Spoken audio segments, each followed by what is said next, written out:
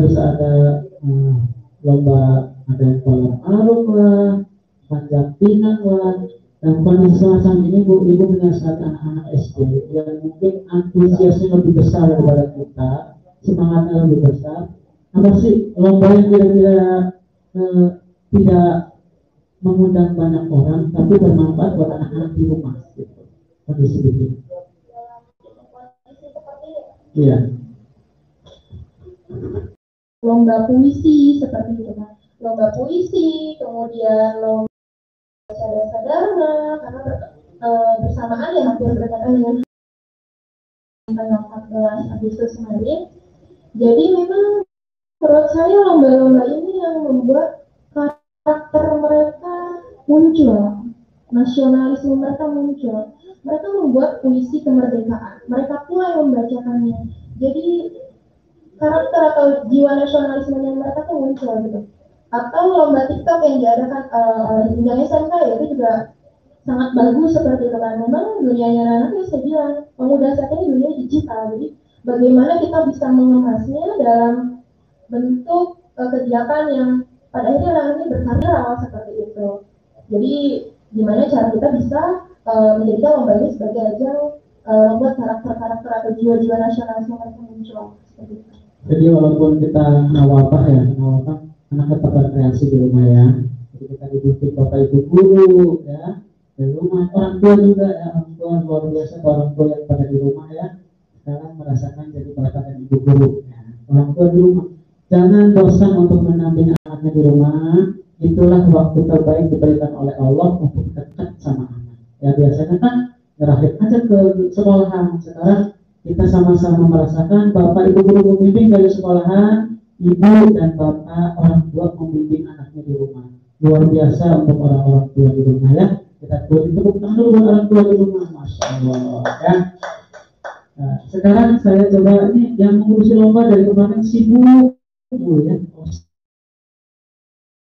Tanyakan ke ketua OSIS ya, ketua OSIS SMP. Kak Sulis itu dari kelas 12 sekarang 12 angka satu ya. Kak Sulis dari mulai hari apa ngurusin lomba kemerdekaan ini? Dari hari Kamis. Jadi persiapan itu hampir itu ya 2 minggu ya kan, bikin itu dulu classroom ya. Nah saya minta Kak Sulis coba ceritakan suka dukanya jadi pengurus atau panitia lomba kemerdekaan atau pramuka dalam pandemi semacam ini. Apa suka dukanya itu? Mulai dari sukanya dulu ya Pak ya.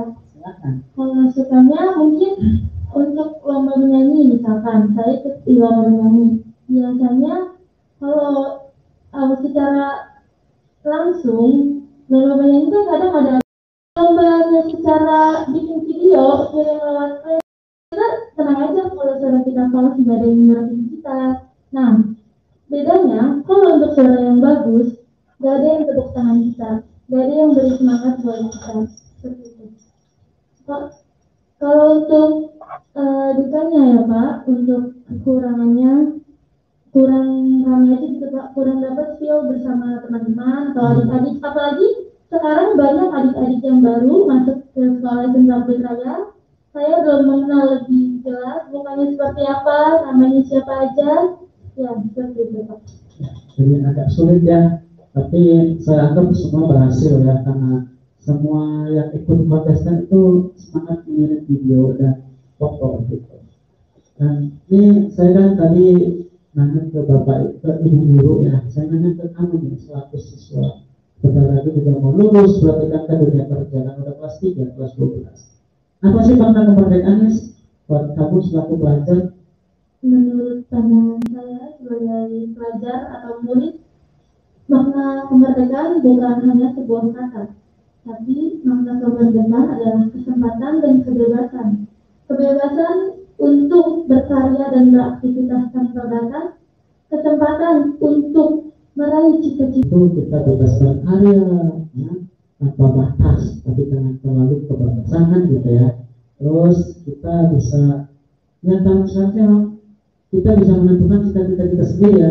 Ada yang sekarang kan banyak artis juga dari asal yang asal, dari TikTok dari artis, dari YouTuber dari miliarder kan gitu. Ya, karena kita sesuai dengan skill keahlian kita masing-masing, jadi nggak terbatas. Itu makna kemerdekaan. Tapi dan kebablasannya menurut Pak Sulis selaku ketua OSIS SMK Pluit Raya. Ya, jadi itu basisnya. Nanti saya langsung ke peserta lomba ini dari pengurus lomba Pak Sulis OSIS. Saya ke peserta lomba ini. Kak Parisa Elsa, ya. Parisa Elsa. Nah, ini kan unik ya.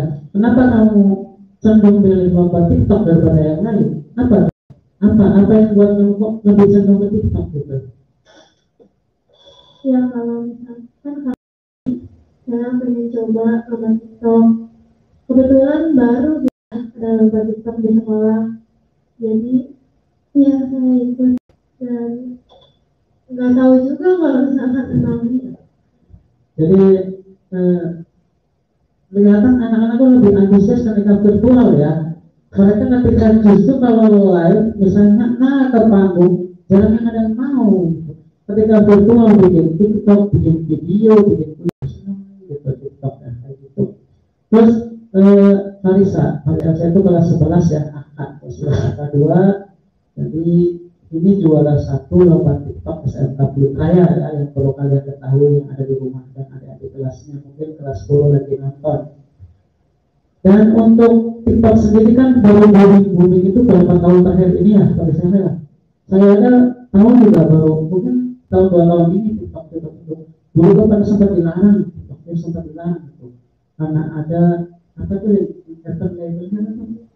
yang artis TikTok pertama tuh dari anak-anak sekarang kok kayak menuhankan agar TikTok itu kan hampir dipenak tuh beberapa tahun itu. Nah, sekarang muncul lagi, tapi kan artinya pengalaman tahun lalu itu jangan sampai terulang gitu ya, jangan terlalu kita mengagung-agungkan atau mendewakan aplikasi macam TikTok sampai dari waktu ya, karena sampai menuhankan dulu, sampai dibenarkan sama menteri komunikasi itu dulu. Nah sekarang nasihat apa sih Farisa buat ada di kelas kamu supaya jangan terlalu kita itu kalau dibilang jangan terlalu mengagung-agungkan aplikasi apapun, misalnya TikTok lah, Sing lah, ataupun Instagram lah, karena kita bermain sosmed itu lupa waktu sampai pagi game online gitu. Apa sih nasihat dari kalian? Biasanya kan nasihat dari teman ke teman sebaya, teman sekelas itu akan nyampe kepada teman-teman dari bapak ibu guru gitu. Nasihatnya apa buat teman-teman supaya jangan terlalu kita lupa waktu main sosial media itu? Ya, nasihat saya untuk adik-adik jangan terlalu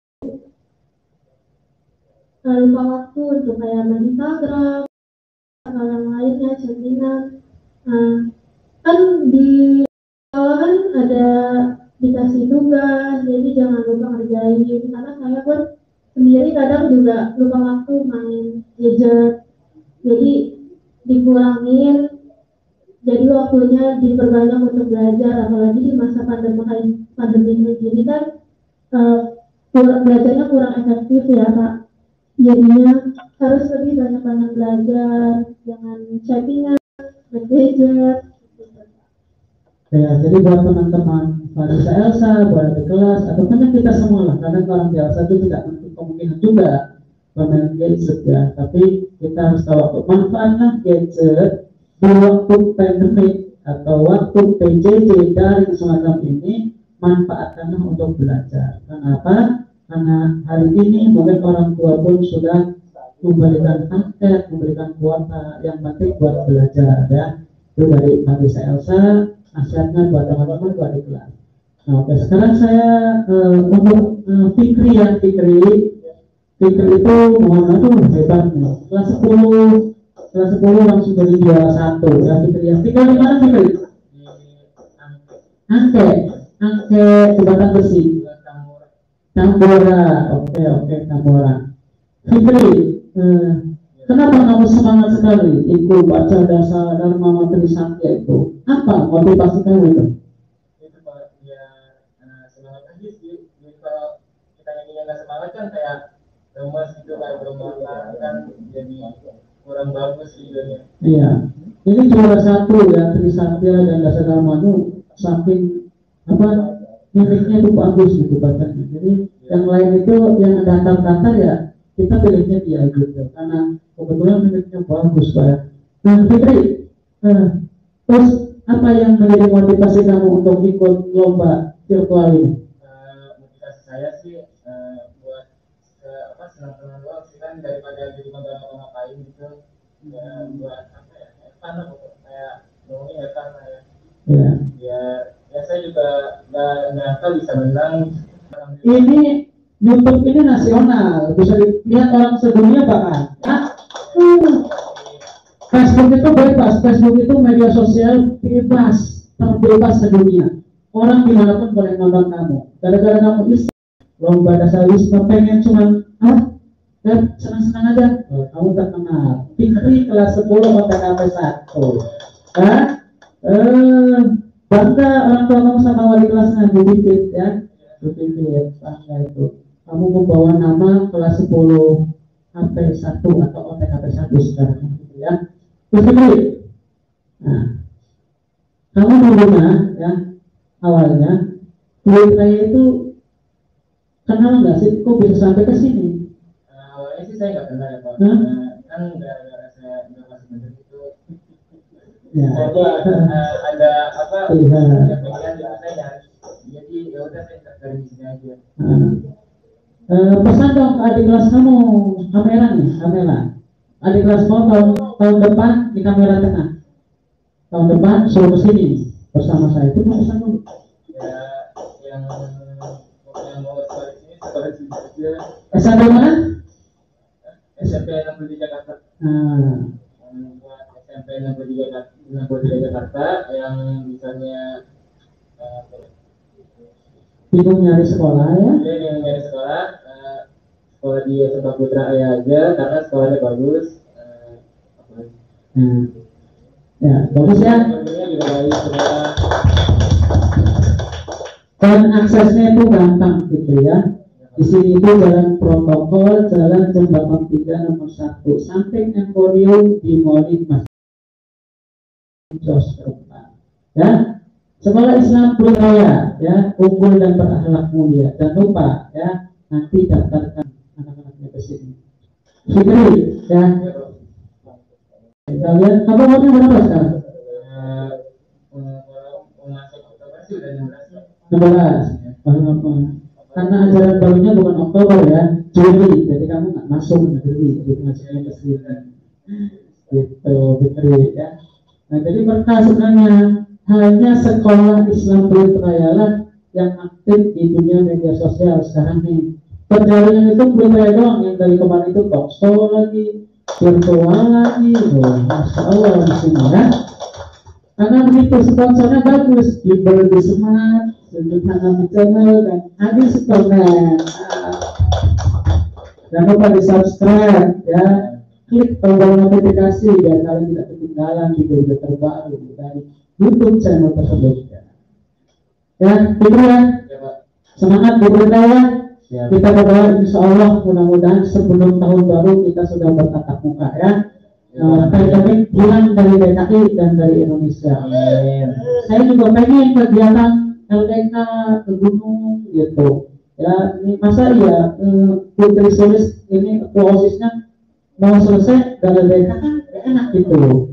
Kalau rasanya nanti di Curug Nangka gitu, ya. Di sini tuh gitu. Kalau di negeri nggak ada kegiatan LDK keluar, adanya di dalam rumah aja gini. Kalau di Putraya itu kamu diajak jalan-jalan 4 kali di Putraya.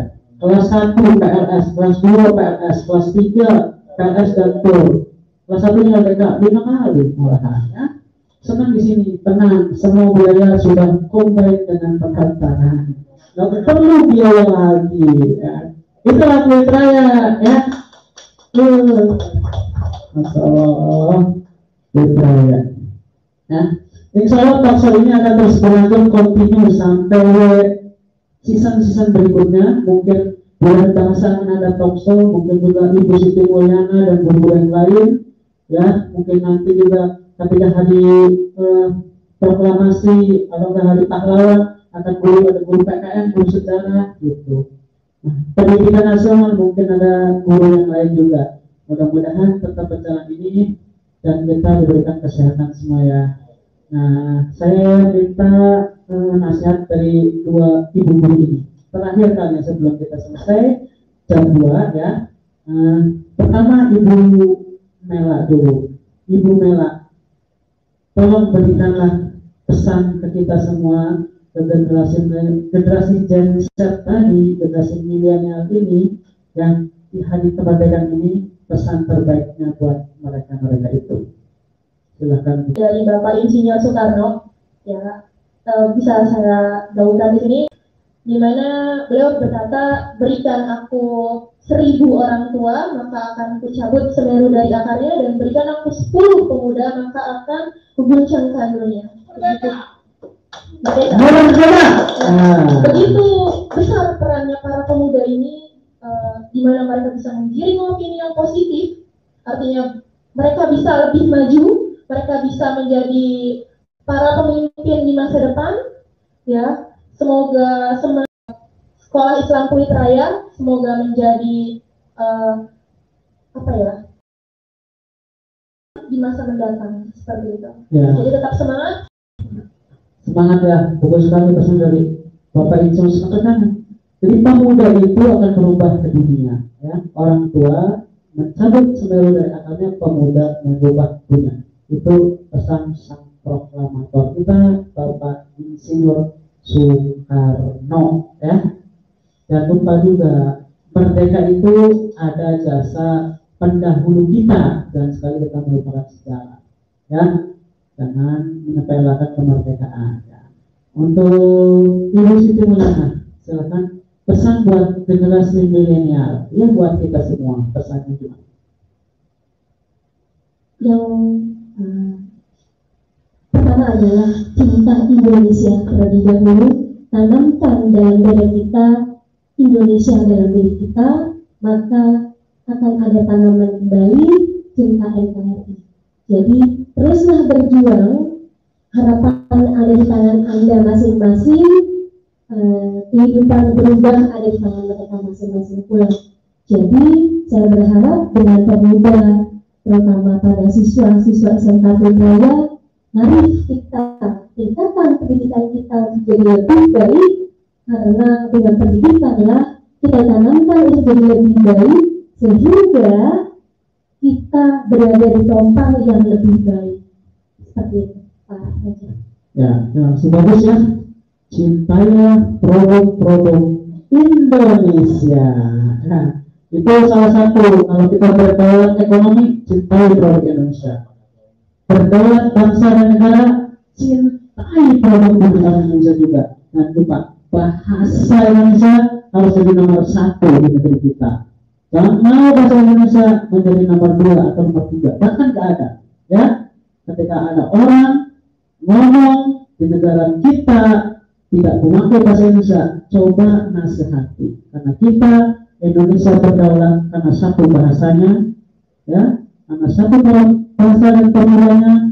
Dan ingat, kita bahasanya sudah jadi sumpah para pendiri kita.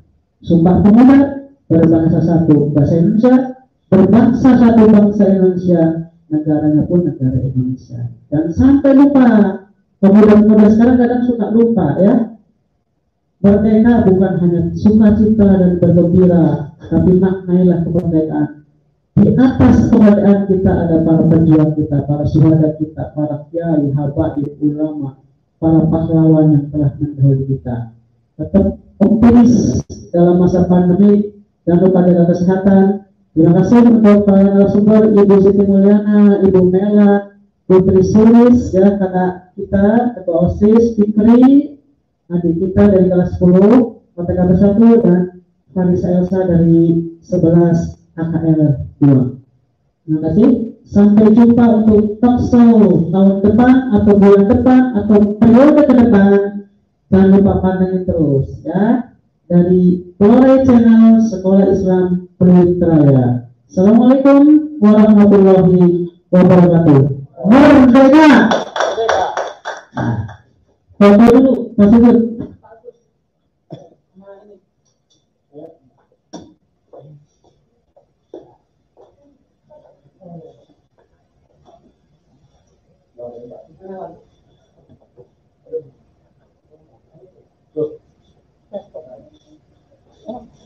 Mas Pati lah. Kameranya? Ya udah.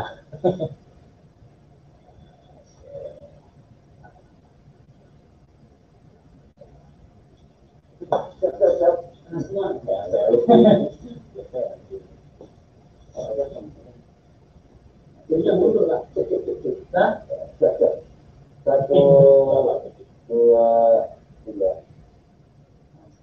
Ada lagi. Oh, kena itu. Satu, dua, tiga. Oke, bebas. Satu, dua, tiga. Terima kasih. Terima kasih ya Bapak Ibu Guru, Pak Risa, Putri Sulis, Fitri. Hati-hati pulang. Eta Nisa, oh itu mak. Ya.